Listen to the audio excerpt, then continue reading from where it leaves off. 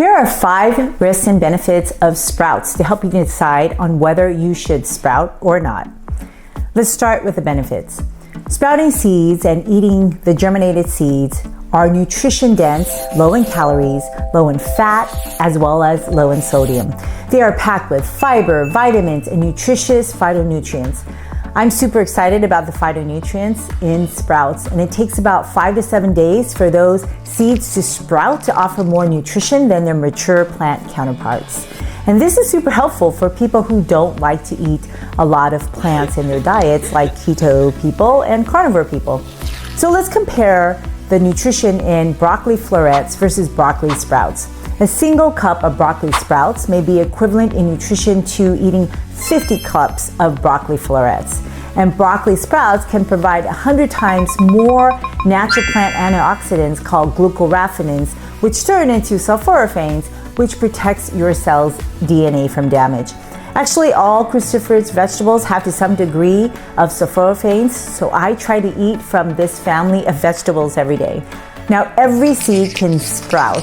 Popular Asian cuisines have used mung bean sprouts for centuries, and this sprout is eaten across the world in many cultures in salads, stir fries, fancy crepes, and soups. The dried mung bean has 4.8 milligrams of an antioxidant vitamin C that is critical and essential for your life, but the fresh sprout has 13.2 grams of vitamin C. And it also has other antioxidants that the dried bean is lacking. Now, people may tolerate sprouts more than vegetables. And why is this so? It's because germination releases enzymes beneficial for your digestion and to maximize your absorption of nutrition. These enzymes can pre-digest starch, a type of fiber that can produce more intestinal gas. So if you get bloated on beans, sometimes switching to sprouted beans aids in less gas.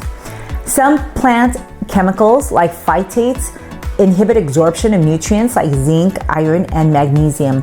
And this is why pre-soaking beans for at least 4 hours is necessary to remove these phytates and increase your absorption of nutrients such as zinc, which is necessary for every cell, especially your skin, to stay young and vibrant.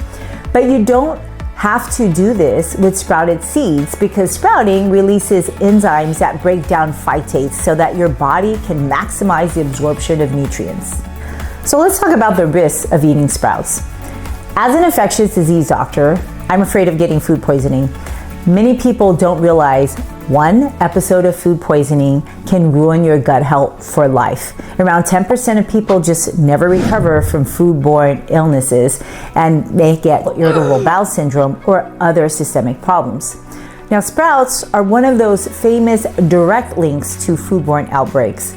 Contaminated alfalfa sprouts is by far the most common sprout involved, with clover being number 2.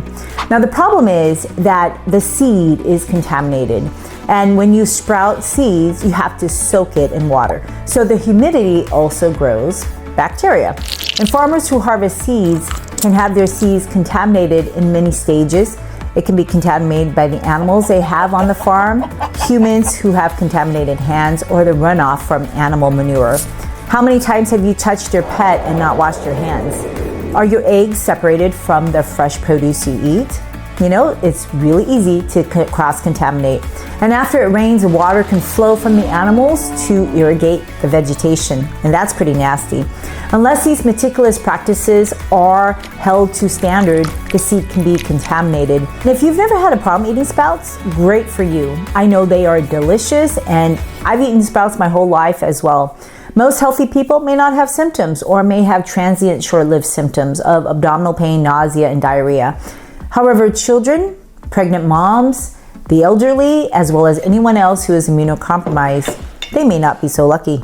Here are some ways to reduce your risks when you eat sprouts. Number 1 is purchase only high-quality sprouts. Anything slimy or discolored should be thrown away ASAP. Don't eat it beyond its recommended shelf life, and always rinse the sprouts several times before you consume it. Cooking sprouts can significantly reduce illness. By the way, sprouting at home isn't necessarily safer because the germs would be on the seeds. However, if you choose to do so, I would recommend sterile water, frequent changes of your water, and to make sure that they are separated from your animal products. Join me in my next video to make small aims for big health gains.